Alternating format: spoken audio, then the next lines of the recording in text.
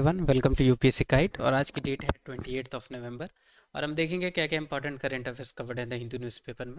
और पिछले 1-2 दिन से मैं न्यूज़पेपर की वीडियो अपलोड नहीं कर रहा था क्योंकि खास कुछ यूपीएससी ओरिएंटेड इन्फॉर्मेशन यानी करंट अफेयर्स अवेलेबल नहीं थी न्यूज़पेपर में, जिसके वजह से मैं वीडियोस अपलोड नहीं कर रहा था। और इसकी जानकारी मैंने आपको ऑलरेडी पोस्ट में बता दिया था। तो अगर किसी दिन की वीडियो अगर अपलोड नहीं होती है तो आप प्लीज़ जो पोस्ट है वहाँ पे आप चेक कर सकते हैं। वहाँ इन्फॉर्मेशन मैं पास कर ही देता हूँ, आपको पता चल जाएगी कि किस रीज़न से वीडियो अपलोड नहीं हो पाई। दूसरी चीज़, अगर वीडियो अपलोड नहीं हो पाती है तो पैनिक होने की कोई भी आवश्यकता नहीं है। आप जो स्टैटिक पार्ट है या अब तक जितनी भी करंट अफेयर आपने नोट डाउन करी है, आप उसकी रिविजन कर सकते हैं। और जब ये वीडियोस कंटिन्यू होगी तो आप कंटिन्यू कर सकते हैं। और जब वीडियो में कंटिन्यू करता हूँ तो जो पास्ट अगर कोई सी भी ऐसी इंपॉर्टेंट रहती है न्यूज़ यानी करंट अफेयर, वो मैं साथ साथ में डिस्कस कर ही देता हूँ। तो वैसे पैनिक होने की इशू नहीं है। अगर आपको इसकी पीडीएफ चाहिए तो यूपीएससी गाइड के नाम से टेलीग्राम चैनल है, वहाँ आप जाके और पीडीएफ डाउनलोड कर सकते हैं। तो चलिए बढ़ते हैं और देखते हैं क्या क्या है न्यूज़ में। तो सबसे पहले ये एक विमेन एंड चाइल्ड मिनिस्ट्री के द्वारा एक इन्फॉर्मेशन हमें बताई गई है न्यूज़पेपर में। अब ये हमारी प्रीलिम्स के लिए तो इम्पोर्टेंट नहीं है, पर हमारी मेंस या इंटरव्यू के लिए इम्पोर्टेंट हो सकती है। और अ, हम इंडिया के सिटीज़न हैं तो हमें पता होना चाहिए कि इंडिया में क्या क्या ऐसी डेवलपमेंट या अचीवमेंट हुई हैं।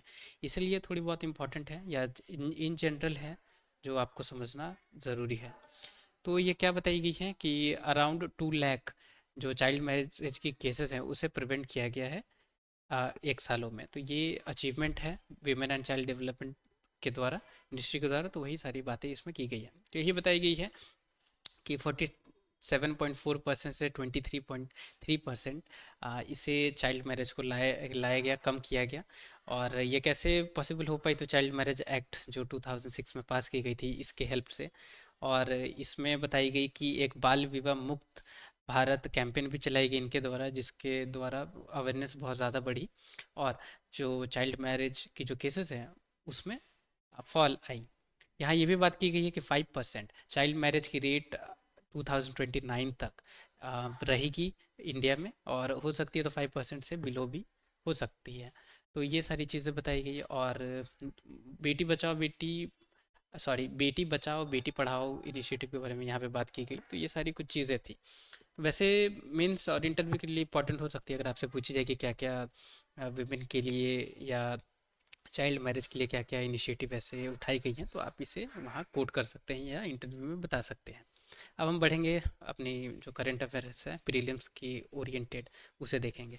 तो ये पर्टिकुलर एक आर्टिकल है ये, जहाँ पे बात की गई है Mahatma Gandhi National Rural Employment Guarantee Scheme के बारे में। ये इस पर्टिकुलर आर्टिकल में यही बात की गई है कि जो भी इंडिविजुअल है जो अगर गलत तरीके से अगर इनरोल करते हैं इस स्कीम में, राइट, तो उनकी राइट टू वर्क जो कि पर्टिकुलर स्कीम के अंदर गारंटी की गई है उसे हटा दिया जाएगा। तो यही सारी बात की गई है। अब ज़्यादा डिटेल में हमें ये आर्टिकल में समझने की ज़रूरत नहीं है, सिर्फ हमें मनरेगा यानी Mahatma Gandhi National Rural Employment Guarantee Scheme के बारे में पता होना चाहिए। हालांकि यूपीएससी ने इसके बारे में पूछा हुआ है, फिर भी हमें पता होना चाहिए क्योंकि इंडिया में ये बहुत बड़ी स्कीम है।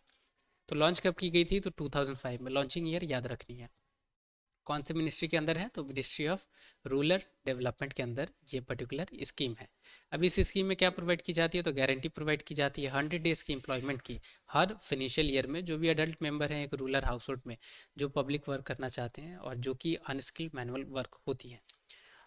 और हम देखते हैं इसके बारे में, अगर गवर्नमेंट फेल होती है प्रोवाइड करने की एम्प्लॉयमेंट, तो गवर्नमेंट उसकी बिहाफ पे क्या देगी? इंडिविजुअल्स को जिन्होंने मनरेगा के अंदर इनरोल किया हुआ है तो उन्हें अनएम्प्लॉयमेंट अलाउंसेस दी जाएगी। और अगर वर्क 15 डेज तक अगर प्रोवाइड नहीं असाइन नहीं हो रही है तो जो भी मिनिमम अलाउ वेज होगी उसकी 1/4 उन्हें प्रोवाइड की जाएगी। और अगर 30 डेज तक अगर प्रोवाइड असाइंड वर्क नहीं हो रही है तो वैसे केसेस में 2/4 यानी 50% जो मिनिमम वेज होगी वो प्रोवाइड उन्हें की जाएगी। और ये जो अनएम्प्लॉयमेंट अलाउंसेस है, इसी पे कुछ समय से बहुत ज़्यादा न्यूज़ में ये स्कीम रही है, क्योंकि वेस्ट बंगाल गवर्नमेंट फेल हो गई थी ये अनएम्प्लॉयमेंट अलाउंसेस प्रोवाइड करने को जो भी इंडिविजुअल्स हैं जिन्होंने Mahatma Gandhi National Rural Employment Guarantee Scheme के अंदर इनरोल किया था। अब जो वर्क रहती है वो यूजुअली 5 किलोमीटर रेडियस के अंदर ही प्रोवाइड होने की जाती है। पर कभी कभी अगर इससे बाहर भी वर्क प्रोवाइड उन्हें अगर की जा रही है तो वैसे कंडीशन में ट्रैवल अलाउंसेस उन्हें अलग से प्रोवाइड की जाती है। तो ऐसी रिजिड स्टेटमेंट नहीं है, आपको ध्यान देनी है, 5 किलोमीटर के अंदर नहीं, इसके बाहर भी वर्क मिलती है। तो इंडिविजुअल्स जिन्होंने मनरेगा Mahatma Gandhi National Rural Employment Guarantee Scheme के अंदर इनरोल किया है वो वर्क कर सकते हैं। अब पेमेंट वीकली बेसिस पे होती है, और अगर पेमेंट भी टाइम से नहीं, अगर डिले होती है पेमेंट करने में भी, तो वैसे कंडीशन में भी कंपनसेशन डिलेस के लिए प्रोवाइड की जाती है। और विमेन को गारंटी की गई है 1/3 जितनी भी जॉब अवेलेबल है मनरेगा के अंदर वो उन्हें प्रोवाइड की जाएगी, गारंटी की गई है, ये आपको याद रखनी है। 1/3 है, 2/3, 3/3, सॉरी 2/3 या गारंटी ही नहीं प्रोवाइड की गई है जो भी जॉब्स अवेलेबल रहेंगी मनरेगा के अंदर, तो वैसे स्टेटमेंट आ सकती है, इसलिए आपको ध्यान देनी होगी। अब रजिस्ट्रेशन कहाँ होती है, तो ग्राम पंचायत में होती है, और ग्राम पंचायत उसके बिहाफ पे जॉब कार्ड इशू करते हैं, और जो भी जॉब्स अवेलेबल होगी फिर उन्हें बुलाया जाएगा और वो काम उनसे करवाया जाएगा। अब कौन कौन सी वर्क रहती हैं, तो वाटर कंजर्वेशन हो, वाटर हार्वेस्टिंग हो, अफॉरेस्टेशन वाली हो, या इरिगेशन वर्क हो, या ट्रेडिशनल वाटर बॉडीज़ की रिस्टोरेशन हो, land development, flood control, rural connectivity, या ऐसी और भी वर्क अगर गवर्नमेंट द्वारा नोटिफाई की गई हो तो वैसी वर्क उन्हें प्रोवाइड की जाएगी। अब हम बढ़ेंगे आगे। पर्टिकुलर एक न्यूज़ आई है जहाँ पे दो जो अफ्रीकन चीताज है उनकी बेबी की डेथ हो गई है कुन्नू नेशनल पार्क में। तो चीता के बारे में हम देखेंगे। चीता को रीइंट्रोड्यूस कहाँ से किया गया है इंडिया में, तो ये आपको पता होना चाहिए, साउथ अफ्रीका और नाम्बिया से इसे रीइंट्रोड्यूस किया गया है। क्यों किया गया है, क्योंकि 1952 के बाद इंडिया में चीता एक्सटिंक्ट हो गई थी। ठीक है, पहले इंडिया में एशियाटिक चीतास पाई जाती थी जो कि एक्सटेंट डिक्लेयर हो गई थी 1952 में। उसके बाद इंडिया ने दोबारा इसे रीइंट्रोड्यूस किया है, पर एशियाटिक चीता को नहीं, अफ्रीकन चीता को रीइंट्रोड्यूस किया है, ये आपको ध्यान में रखना होगा। तो ऐसी दो ही साइट्स है जहाँ पे मतलब चीता के लिए जो बहुत ही ज़्यादा सूटेबल है और जहाँ अभी है चीता, तो कुन्नू नेशनल पार्क और दूसरी Gandhi Sagar wild life sanctuary. अब कुन्नू नेशनल पार्क और Gandhi Sagar wild life sanctuary ये आपको याद रखनी है, ये दोनों मध्य प्रदेश एमपी में है। अफ्रीकन चीताज की आयुसीन स्टेटस भी आपको पता होना चाहिए, तो वनरेबल है, और ये पूरी अफ्रीका में अक्रॉस अफ्रीका अफ्रीकन चीताज पाई जाती हैं। स्टेटमेंट आ सकती है कि सिर्फ और सिर्फ ये साउथ अफ्रीका में पाई जाती हैं, तो वो स्टेटमेंट रॉन्ग होगी क्योंकि ये अक्रॉस ये अफ्रीका पाई जाती हैं।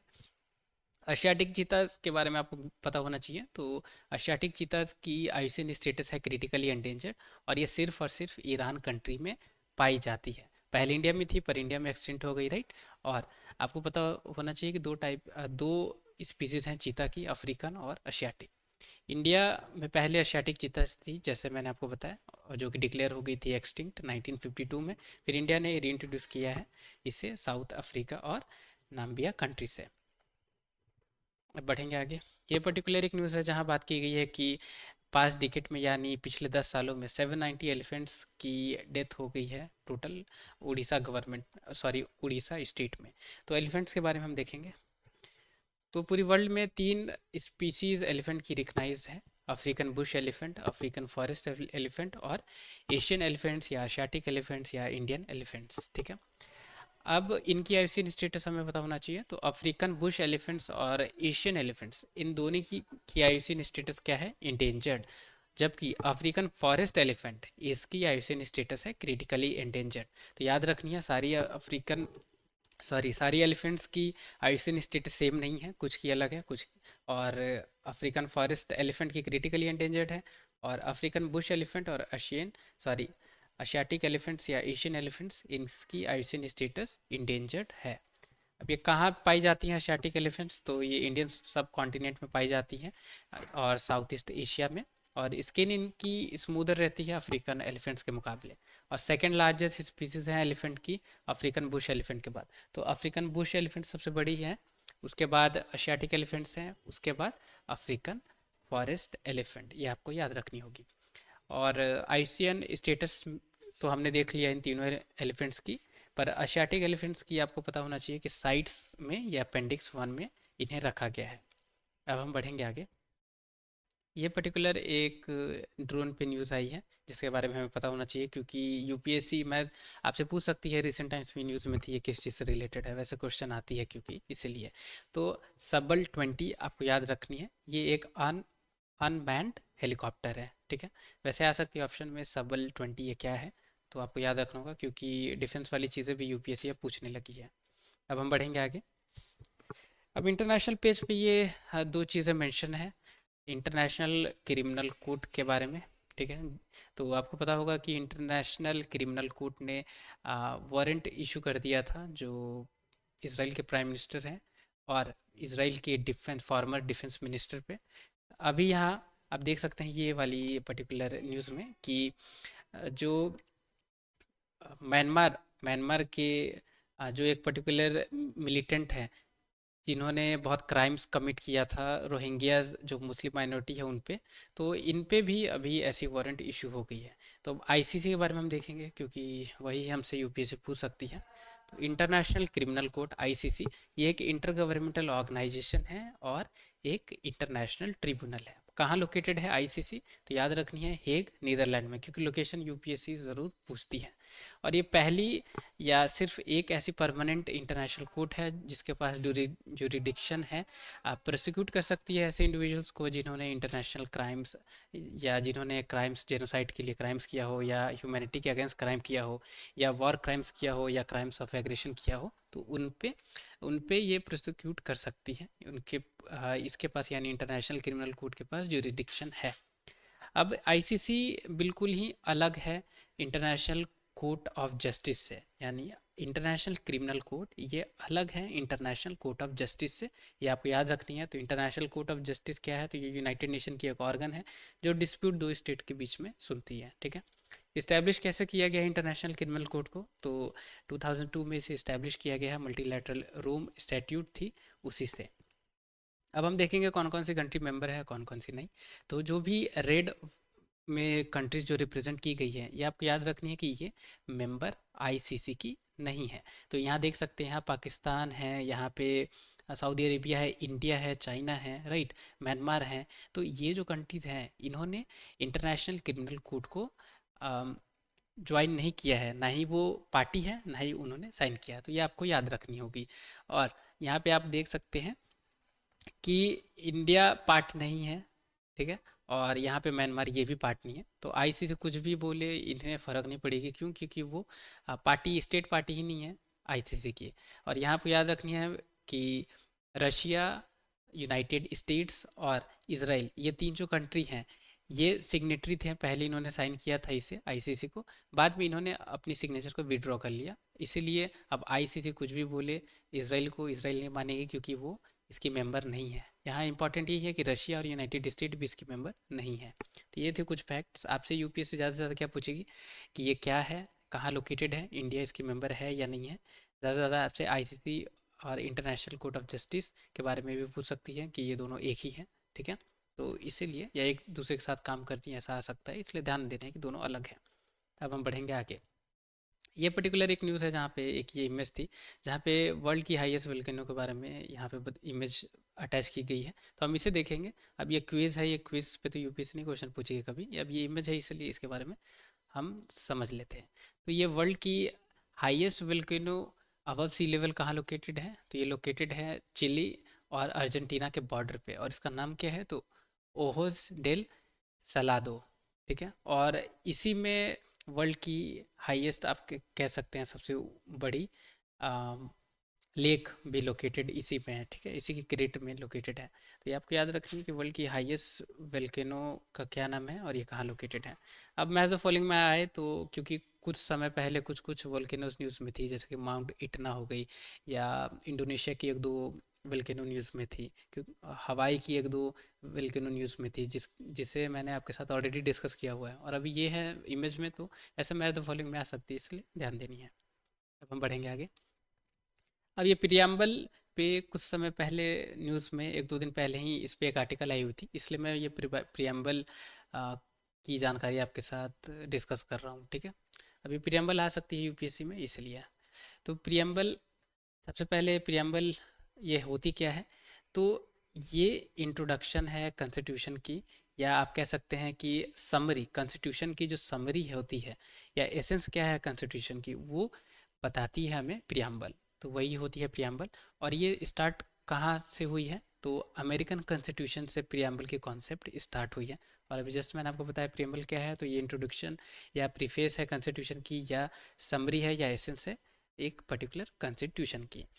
अब इसे क्या कहा जाता है, तो इसे identity card of the constitution भी कहा जाता है। तो आपको ये याद रखनी है, identity card of constitution preamble को कहा जाता है। और प्रियम्बल को कैसे लाया गया है, तो जो ऑब्जेक्टिव रेजोल्यूशन थी जो कि इंडियन कॉन्स्टिट्यूशन में इसे ऐड किया गया, ये पंडित जवाहरलाल नेहरू के द्वारा इसे लाई गई थी ऑब्जेक्टिव रेजोल्यूशन को, उसी के अंदर प्रियम्बल को अडॉप्ट किया गया। ठीक है, और ये अडॉप्ट की गई थी कॉन्स्टिट्यूशनल असेंबली के द्वारा, राइट।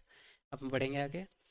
अब 42nd कॉन्स्टिट्यूशनल अमेंडमेंट एक्ट जो कि 1976 में हुई थी, इसने इसमें तीन और चीज़ें ऐड की, प्रियम्बल में ऐड हुई, सोशलिस्ट, सेकुलर और इंटेग्रिटी। ठीक है, तो ये तीन चीज़ें हैं जो 42nd अमेंडमेंट कॉन्स्टिट्यूशनल अमेंडमेंट के द्वारा कॉन्स्टिट्यूशन की जो प्रियम्बल है उसमें ऐड की गई। अब प्रियम्बल में क्या क्या है, तो ये आपको याद रखनी हो, ऐसे आ सकती है कि कौन कौन सी चीज़ें प्रियम्बल के अंदर कवर्ड है।